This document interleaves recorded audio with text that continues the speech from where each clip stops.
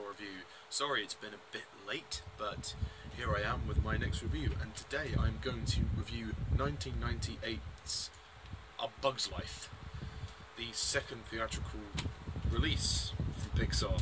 This was the film to follow Toy Story, which was 3 years prior, in 1995. This was released in 1998. This is a completely standalone story. So, A Bug's Life, let's do it. So, the basic plot of A Bug's Life is that it centres around this young, this entrepreneur named Flick, who's this ant. Him and his colony are run by grasshoppers. They are basically in control of the ants. The ants are forced to collect food for the harvests, and most of what they collect goes to the grasshoppers, and the grasshoppers keep returning every season to demand more and more. Flick has decided that, after an incident which happens where he accidentally loses all of the food, the grasshoppers vow to return when the last leaf has fallen, where they request double the order of food in order to make up for Flick's mistakes. And all of the colony are a bit pissed off at Flick, understandably so, and they try to, they try to think of a punishment for him, and he comes up with the idea to recruit these warrior bugs to return and fight the grasshoppers, and so he does, and they let him go to get him out of the way, and then he returns with circus performers, these bad circus performers who are having pretty bad careers at the moment. Flick meets them, and they return to the island with Flick, and they prepare to take on the grasshoppers by building a gigantic bird in which to scare Hopper, the main grasshopper who is afraid of birds, and hopefully that will drive the grasshoppers away. Then they can restore peace and order to their society, as it is a society. So yeah, that's pretty much it. A Bug's Life. I have a real sentimental attachment to this film. This was probably one of the first films I remember seeing as a child. This came out when I was a year old. I'm 19 now. This film is 18 years old. Blimey. It's aged really well. I have a great attachment to this film. I used to watch the shit out of this film when it was on VHS. I had the video. I did have the DVD for a brief time, but now I've upgraded to Blu-ray. But I used to watch the VHS so much, and it's timeless.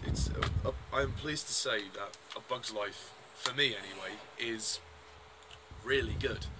It's a fantastically made film. What I like about it is that it's intelligent.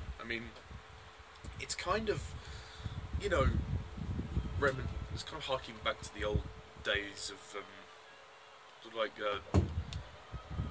dictatorship and all of those kind of things. They don't live in a democracy, and that's essentially the main message of the film, is that it basically is saying, this is not how you live.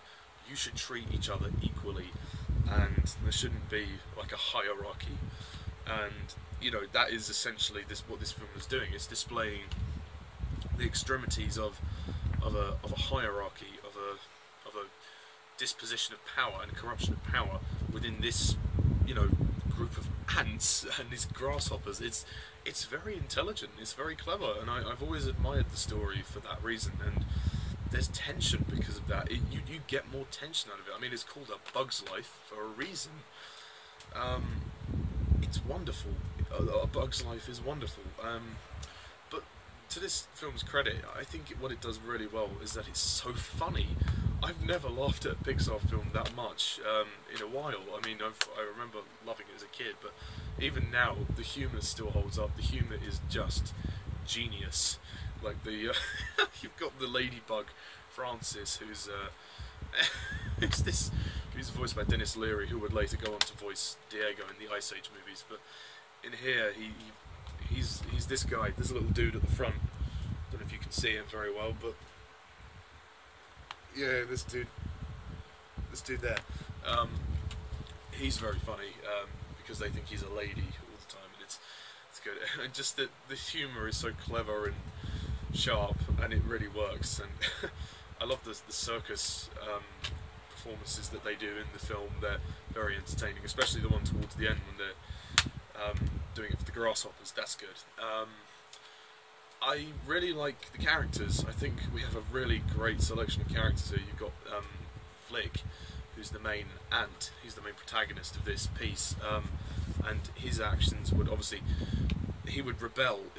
He's the one that rebels against Hopper. And there's a scene later on in which Hopper is talking to his goons, so to speak, and his brother, in which they she says, you know, if you let one ant stand up to us, then they're all going to stand up to us, and then we will lose our way of life. It's very interesting. I mean, and you know, he's got a point. I mean, that is naturally what would happen. That is what happened in, you know, the old days. I mean, in loads of old times with all the wars, like the Vietnam War, you had this secret group called the Viet Cong, and you had all, obviously, you know, the women's rights groups like the suffragettes and all of that. It's the same scenario, just implanted in this situation. It gets you thinking. They're very thought-provoking. The idea of rebellion is something that is the main message of the film. I mean, the film's actually surprisingly dark towards the end, particularly when Flick is being beaten up. I mean, I really like Flick as a character. He's very, very good. All he wants to do is prove himself, and everybody keeps doubting him all the time, and they think he's just a screw-up. And I like his journey as a character. He goes through a big change. He starts to realise that some of his ideas are actually very, very good. And it was his idea to build the bird, and it would have worked, but he lied to them, and that obviously didn't do him any favours. I think he's a very wonderful character. The only thing I didn't really like about him was his relationship with Atta. That wasn't really developed too much. I mean, it isn't meant to be the main focus of the film, fair enough, but you don't really see... You see moments of like a love blossoming, but at the end they just don't really go anywhere with it. They're like, yeah, they're together now. Yeah. Other characters. I like Dot. Dot is really sweet. Voiced by Hayden, Panetierre, who she's gone on to a pretty good acting career now. But I think she was like 9 here or something. So this is like one of her first big films. And Dot is a lovely character. I like her. She's very sweet, and her relationship with Flick is great too. The fact that, you know, Flick says to her, you know, you're a seed that just needs to grow. You know, and essentially, it's the mirror image. Those characters are both the mirror image of one another. They both need time to grow, and you know it's a very powerful message, and it's obviously mirrored like towards the end when Dot grabs the rock, the seed or whatever it is, the rock. She said, pretend it's a seed, alright? Which is exactly what Flick does at the very beginning, and I always love that moment. It's a very sweet moment. You got the side cast. Atta's a good character. She's quite stressy. She's a bit stubborn, I think. But I like her. She's good, and she does warm to Flick as the film goes on, and that's good. Yeah, I can't really say much else about it, to be honest. The Queen is good. You do have a lot of characters in here. I think Kevin Spacey as the villain is fantastic. Hopper, his vocal performance is just excellent. He's a very commanding presence, and you know, he's almost like a outrageous dictator. He's like, this is our way of life, this is how we're going to live, and this is how you guys are going to follow us. You are mindless, soil-shoving losers, put here to serve us. And I mean, the script is just fantastic for this film. They hit the nail on the head so many times. Many different themes accomplished. Many different. This film is dramatic. I mean, towards the end, it gets really dramatic. Like when Flick, you know, confronts Hopper. You know, he's a brave character. My goodness. And I always love the part where the bird is revealed. Well, the fake bird is revealed at the end, and then there's that big chase. The climax is just fantastic. This film. You've got the bird flying around, and then you've got when Hopper says, "You ain't stay back," you know, and they're all like, they're like standing up to him, and it's just fantastic. And then, you know, there's the big chase, and then Hopper's death is really dark though. I do think his death is a bit too dark for a kids film. It used to scare me actually, the way he died when he was lowered down into the chicks. The mother bird fed Hopper to the chicks. That was very dark and scary. That used to really scare me when I was a kid. I'm not gonna lie there. And then you got the end of the film, which is a very lovely scene when they all praise Flick. They all start clapping, and it's a celebration. Yeah, it's all a happy ending. They got their lives back. Heimlich becomes a butterfly, which is good. I like the circus group. I think they're a great group of characters. Like I said, Francis the Ladybug, Slim the Stick, who's the stick bug, who is always annoyed that he keeps being cast as the prop in every show, which is quite funny. And Heimlich is probably my favourite. He's just so funny. He's like this German caterpillar who's obsessed with food, and he's just such a funny character. I don't know what else to say. He's fabulous. I mean, especially when he's all, Mr. Earlybird, how about a nice tasty worm on a stick? Then Slim is like, I'm gonna snap, like holding him up. Like I love it. It's fantastic. Really brilliant stuff.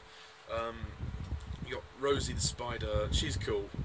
Tuck and Roll, the two little beetle thingies, little cockroaches, I think they are, and then Dim the beetle. He's quite funny. I mean, you know, there's a great amount of characters here. I mean, I also love Hopper's brother, Bolt, voiced by Richard Kind.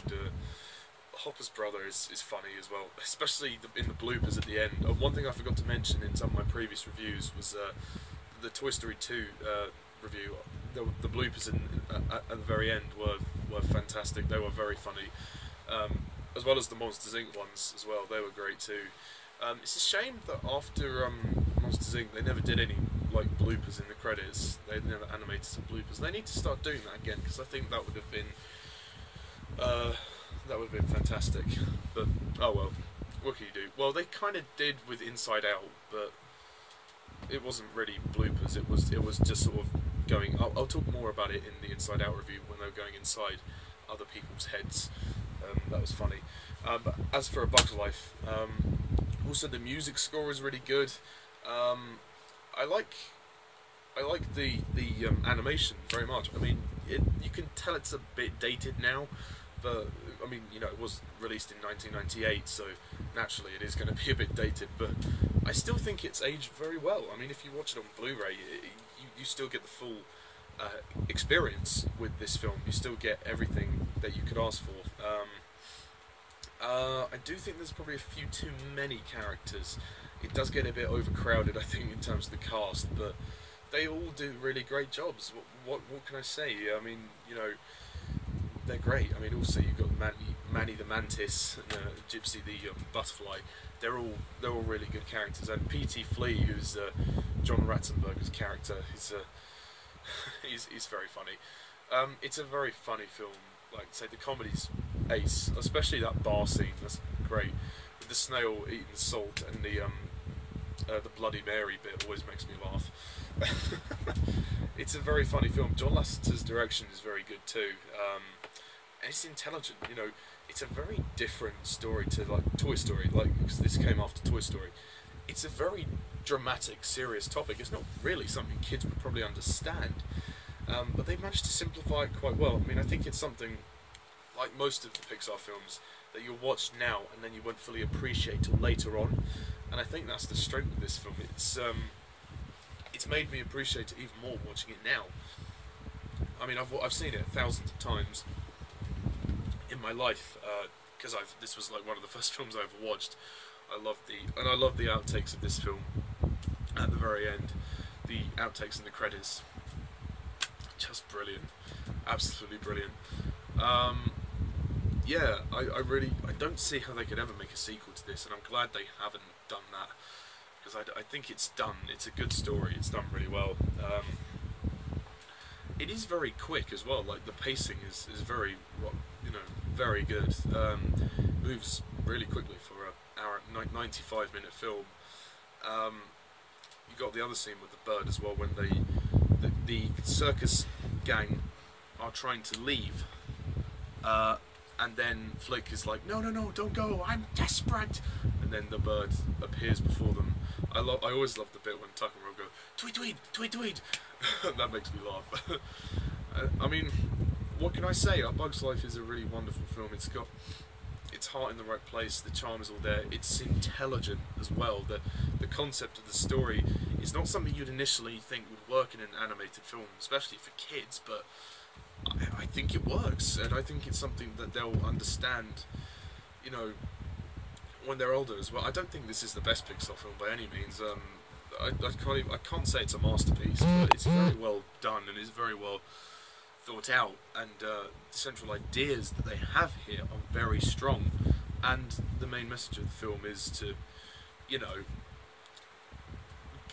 treat each other equally. You know, that is essentially the message. You know, equality. It's preaching equality. So good for you, Bug's Life. Good for you. And it has a fantastic climax. It really does.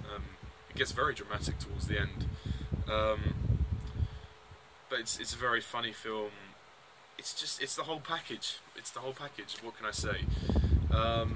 So I'm going to give A Bug's Life a 9 out of 10.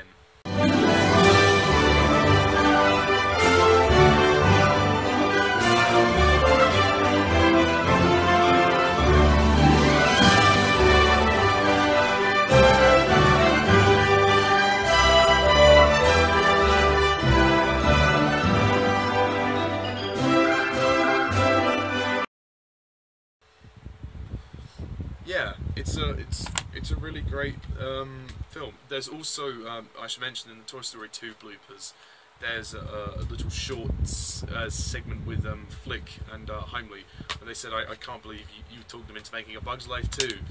And then Heimlich says, oh no, it's a tool movie, but it's not A Bug's Life too. And then he's like, but I don't understand, what was it? And then you see Buzz's hand like swing past the leaves. It's very, very funny. That's the one little thing that they've done after this film, but apart, they haven't made a sequel, so I don't think they will. I mean, this is a really timeless film, and I mean, it's a childhood favourite of mine. I enjoy it so much. I will always hold this film very dear to me. So yeah, 9 out of 10. So, not long to go now, guys. Tune in next time when I review another Pixar film. I've only got 2 left to review, so you know, you could probably guess which one I'm going to review next, and then the last one I'll review. But yeah, Bug's Life, gotta love it. Let me know what you think of A Bug's Life. Put your comments down below, let me know. We can compare and contrast.